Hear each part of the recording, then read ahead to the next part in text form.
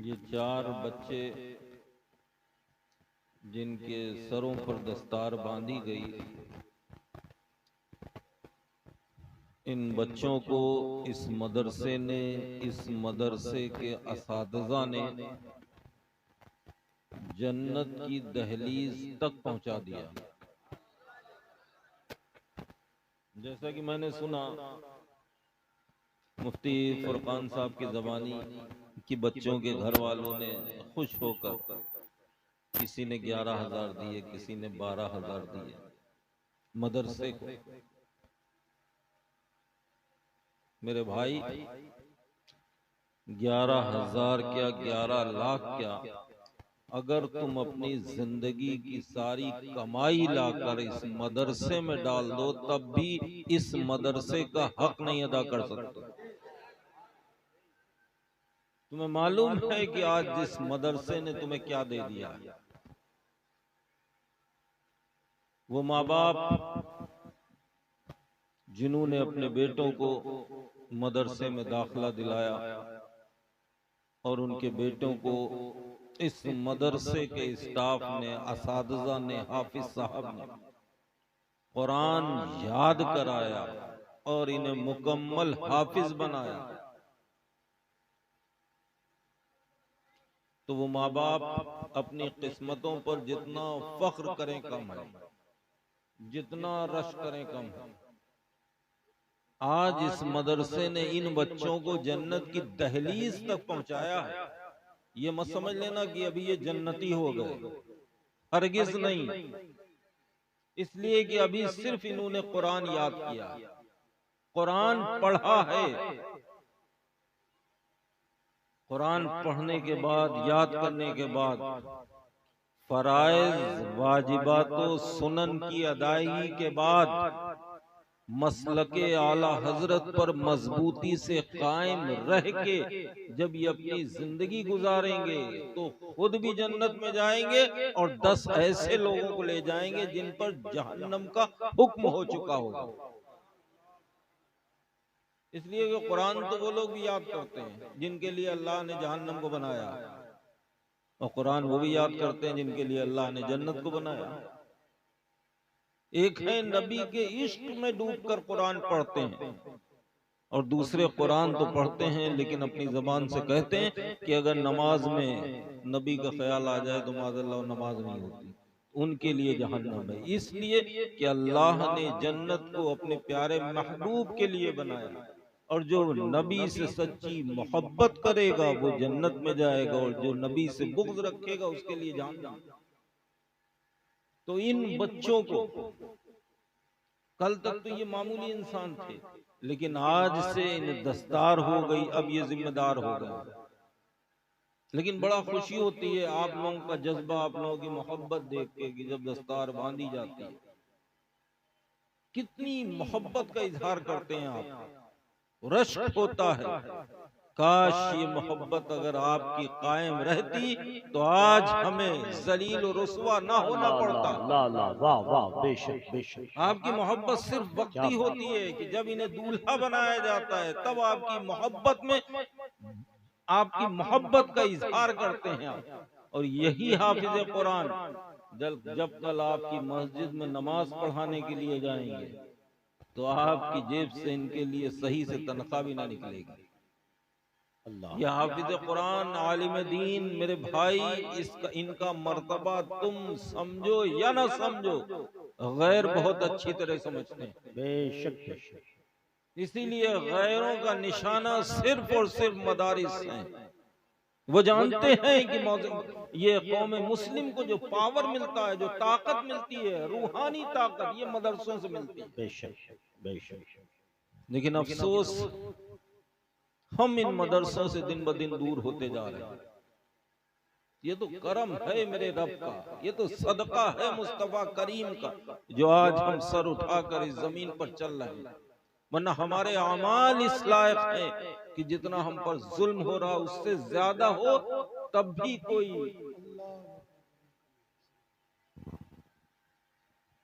हमने अपने आप को ऐसा बना लिया कि हम मस्जिदों से दूर हैं, कुरान से दूर हैं, माँ बाप की नाफरमानियां कर रहे हैं। मुसलमान का बेटा शराब की भट्टी पे नजर आ रहा है, मुसलमान का नौजवान जुए के फट्टे पे नजर आ रहा है, सिर्फ और सिर्फ हम नाम के मुसलमान। ये कुरान, वो तो कहो अल्लाह ने इसकी हिफाजत की जिम्मेदारी अपने पास रखी कि अल्लाह रब्बुल इज्जत फरमाता है इन्ना नहनु नज़्ज़लना ज़िक्रा व इन्ना लहू लहाफिज़ून, बेशक इसका नाजिल करने वाला भी मैं हूँ, इसकी हिफाजत करने वाला भी मैं ही। बेशक। आपने देखा इसी हिंदुस्तान में एक सरपिरा उठा था, उसने कहा था ये कुरान से 26 आयत को निकाल दिया जाए। मेरे भाइयों, कुरान को अगर मिटना होता तो करबो बला की धरती पे मिट जाता, इसलिए कि जब हमारे आपके प्यारे आका इमाम अली मकाम को यजीदियों ने शहीद कर दिया, कत्ल कर दिया, खुशी में जश्न मना रहे थे, शराब पी रहे थे। क्यों? कि अब हमने इस्लाम को मिटा दिया, शरीयत को मिटा दिया। लेकिन जैसे ही उन बदबख्तों की नजर नेज़े पे पड़ी, खुदा की कसम, तो नेज़े पर मेरे आका इमाम हुसैन कुरान की तिलावत कर रहे थे। सुभान अल्लाह, सुभान अल्लाह। बेशक। जब जब कुरान को मिटाने की कोशिश की गई है तो मिटाने वाले तो मिट गए, लेकिन कुरान के एक हर्फ को भी ना बदल सके। आपने देखा था एक सरबिरा उठा था, निकाल दिया जाए, नतीजा ये हुआ कि कुरान से आयात को तो ना निकाल पाया, उसकी बिरादरी वालों ने उसे निकाल के फेंक दिया। बेशक। क्या हाल हुआ उसका कि जिनके कहने पे उसने ऐसी हरकत की थी उन्होंने भी निकाल दिया। इससे पहले एक मरतबा इसी तरह ब्रिटेन की अदालत में एक रेट दायर हुई थी कि साहब कुरान में कुछ आयतें ऐसी हैं जिन आयतों को लेकर हमें तकलीफ होती है, उन्हें कुरान से निकाल दिया। चुनांचे दोनों तरफ के वकीलों में जिरा हुई बहस हुई, काफी लंबा चला मुकदमा। एक डेट वो आई जब जज ने तय किया कि फला डेट में फला दिन इसका फैसला सुनाया जाएगा। ऐलान हो गया था। उस दिन लोगों का हुजूम, जम्मे गफीर, जिधर देखो सरीसर नजर आ रहे थे। क्यों? इसलिए कि आज फैसला सुनाया जाएगा कि कुरान से उन आयात को निकालना है। इधर चंद हुफ्फाज़ कुरान जिनके सीने में कुरान था उसी अदालत में हाजिर होते हैं। जज का जब वक्त आया फैसला सुनाने का, एक हाफिज कुरान आगे बढ़ा और उसने पुकार के ललकार के कहा, जज साहब फैसला सुनाने से पहले जरा मेरी बात को सुन लिया जाए। जज ने कहा बहस मुकम्मल हो चुकी है, अब तुम क्या कहना चाहते हैं?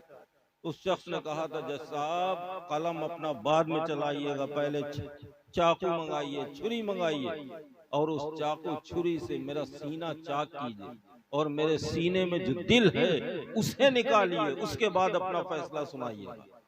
जज भी हैरत में पड़ गया, बोला ये कैसी बात कर रहे हो, क्या मजाक कर रहे हो? कभी इंसान के सीने को चाक करके उसके दिल को निकाला जा सकता? तो उस शख्स ने कहा, हाफिज कुरान ने कहा कि जिस तरह आप मेरा सीना चीर कर मेरा दिल नहीं निकाल सकते हैं, उसी तरह आप कुरान से आयत भी नहीं निकाल सकते। सुभान अल्लाह। इसलिए कि आप कागज के कुरान से तो निकाल लेंगे, हम सबके सीनों में जो कुरान है आप उसे कैसे निकालेंगे? क्या बात, वाह वाह, बेशक बेशक। ये है कुरान मेरे भाई।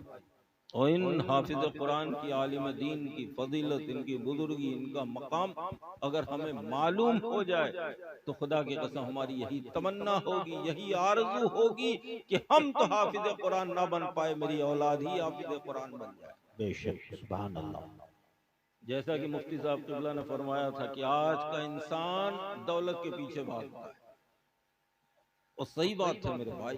अगर किसी को अल्लाह ने दौलत दे दी तो उसके पैर जमीन पर नहीं लगते, आसमान में उड़ने की कोशिश करता है।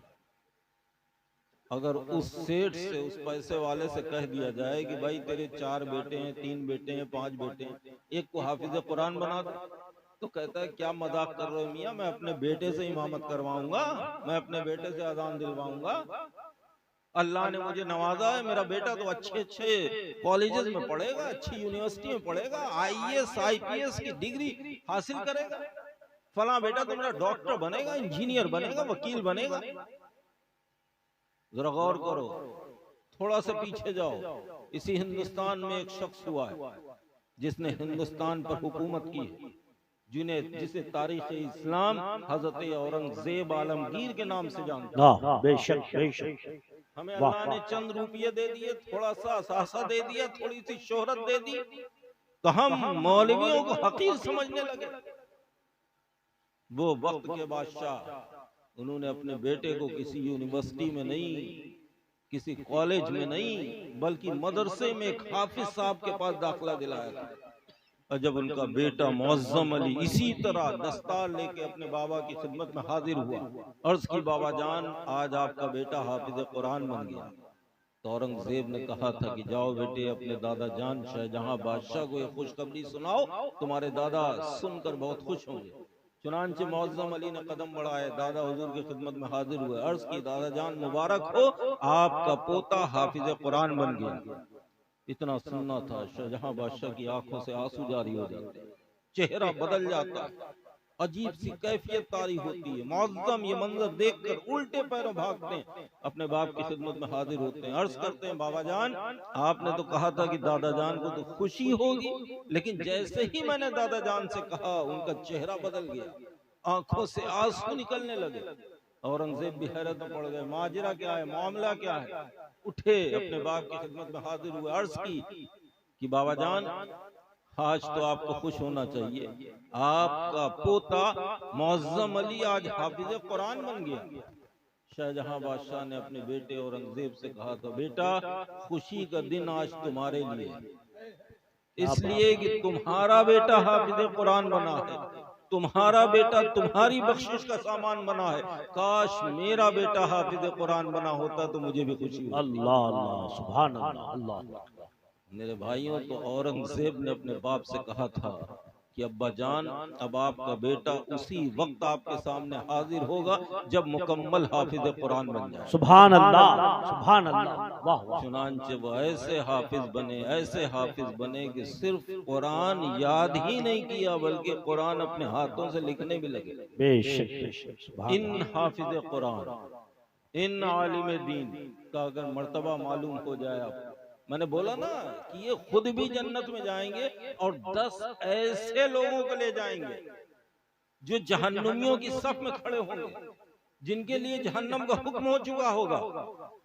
जब इनकी नजर उन पे पड़ेगी, अर्ज करेंगे परवरदिगारा ये तो फला शख्स है, जब मैं मदरसे पढ़ने गया था तो इस शख्स ने मेरे लिए मेरी खिदमत की थी, मुझे पानी पिलाया था, मुझे खाना खिलाया था, और ये मेरी माँ जहन्नमियों की सफ में खड़ी है, अगर ये अपनी ममता का पत्थर अपने सीने पर ना रखती तो मैं हाफिज कुरान कैसे बनता।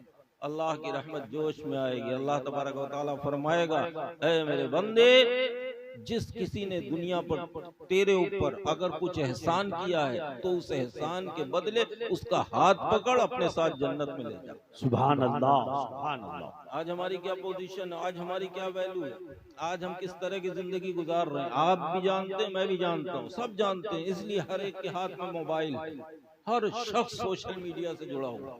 क्या कैफियत है हमारी, हिंदुस्तान ही नहीं पूरी दुनिया में देखो कितना जुल्म हो रहा, कितने जलील किए जा रहे हैं। उसकी वजह यह है कि हम मजहब इस्लाम से दिन ब दिन दूर हो रहे हैं। आज कौन चीज हमारे अंदर ऐसी है जो हमारे असलाफ में थी और हम में है। मस्जिदों से हम दूर, कुरान की तिलावत से हम दूर, माँ बाप को हम तकलीफें पहुंचा रहे हैं, शादी ब्याह उठना बैठना खाना पीना सब कुछ हमारा गैरों की तरह। फिर भी साहब हमें अफसोस है, गिला है कि अल्लाह हमारी दुआ नहीं कबूल कर रहा। बेशक अल्लाह तेरी दुआ कबूल करेगा, और की है जब तूने सिद्क दिल से अपने रब की बारगाह में दुआ की। उसके लिए शर्त यह है तुझे सच्चा मुसलमान बनना पड़ेगा, मोमिन बनना पड़ेगा, मस्जिद का नमाजी बनना पड़ेगा, कुरान का कारी बनना पड़ेगा। हद तो ये हो गई साहब कि बूढ़े हो गए, कब्र में पैर लटका हुआ, आज भी नमाज सही से नहीं पढ़ पाता। जहां इन बच्चों को मदरसों में दाखिला दिलाते हो वहां बूढ़ों को भी चाहिए कि थोड़ा सा टाइम निकाल के हाफिज साहब के पास पहुंचे और अपना कुरान सही करें कि हमें कैसे पढ़ना चाहिए।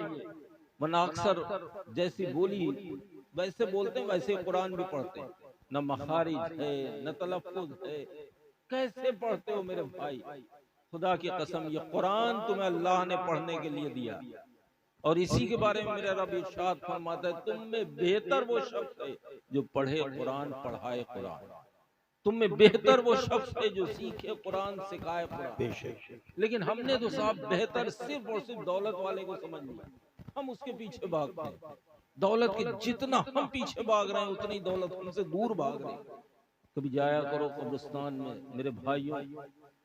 हमारे पास इतना टाइम ही कहाँ है कि हम कब्रिस्तान में जाएं और थोड़ी देर रुके। हम तो अगर किसी मैयत को लेके गए, बस उल्टा सीधा उसे दफनाया, 3 मुट्ठी मिट्टी दी, अपने घर को भागे।